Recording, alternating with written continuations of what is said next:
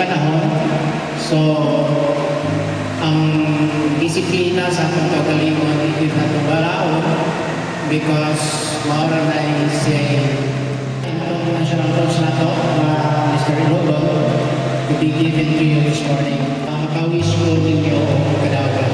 So I wish you all good luck. And once again, good morning to all of us.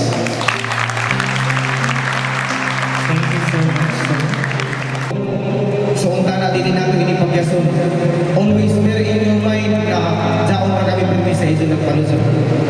Di minsan bisan gamay ra na panahon basta kay para sa iso. Daon na kasud kami ni Sir Glenn. So amo ra to, salamat ka Rajaw. Mga bata, seryoso ako kami na mag-invest sa sipag takraw. Unta na iso sa seryosohon kay pasyon nga mo ini gusto nga mo na saoy magsunod kay gusto mo nato takraw daon kami para sa iyo, daon ako para sa iyo. So pasyon ko ini, willing ako mag-invest sa mga bata na ganahan.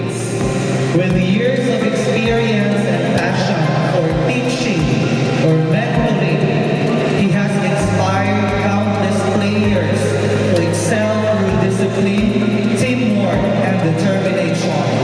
Please join me in giving a warm welcome to our Philippine Sepak Takraw coach, Mr. Grendel Loco.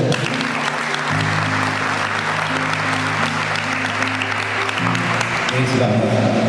Kay mayong buntag sa tanan, no?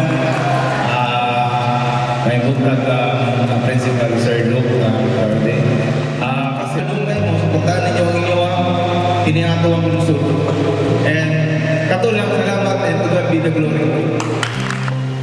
Ada. Adik kakakatkan, wala. Balik na, tama.